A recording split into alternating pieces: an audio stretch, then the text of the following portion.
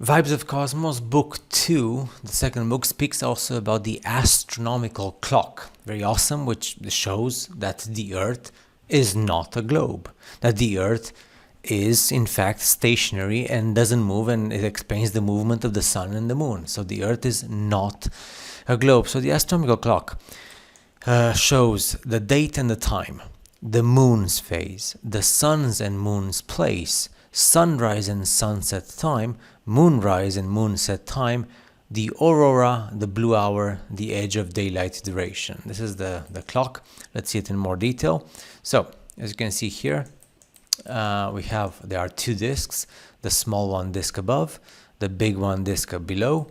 On the disc below we can see time, day and night, latitude, aurora, dusk and dawn areas, and the horizon. The pointer shows the time on the big disk below, and we have three systems. We have the civil system time, the Bohemian system time, and the Babylonian system time. And it says here we use the civil system of times. It is with Latin numbered characters, so the civil system time. And let's see only the disk below. And then the disk below, you have this, which in the next page it's explained. You have, as you can see here, the Tropic of Cancer, the Equator, and the Tropic of Capricorn.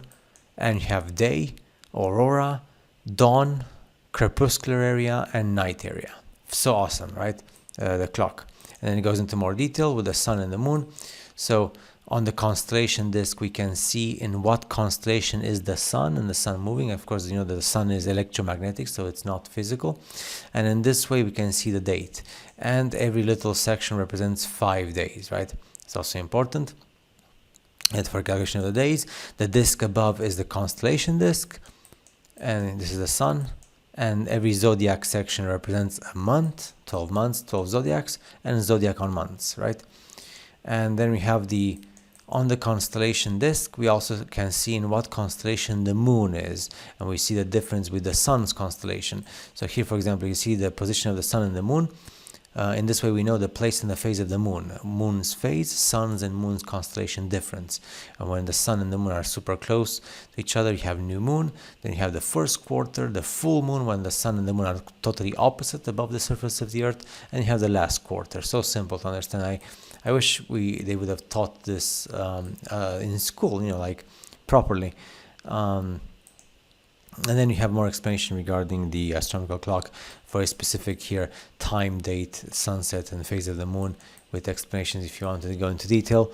I have to say, the astronomical clock, and people, I guess the big majority of people don't even know of its existence, because if the big majority of people who live on a spinning ball Earth with curved water globe would actually care to read this for 5 minutes, I wonder how they would sustain the whole globe model.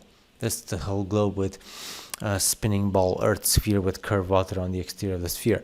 But who cares, right? Because people don't care about knowledge, the big majority.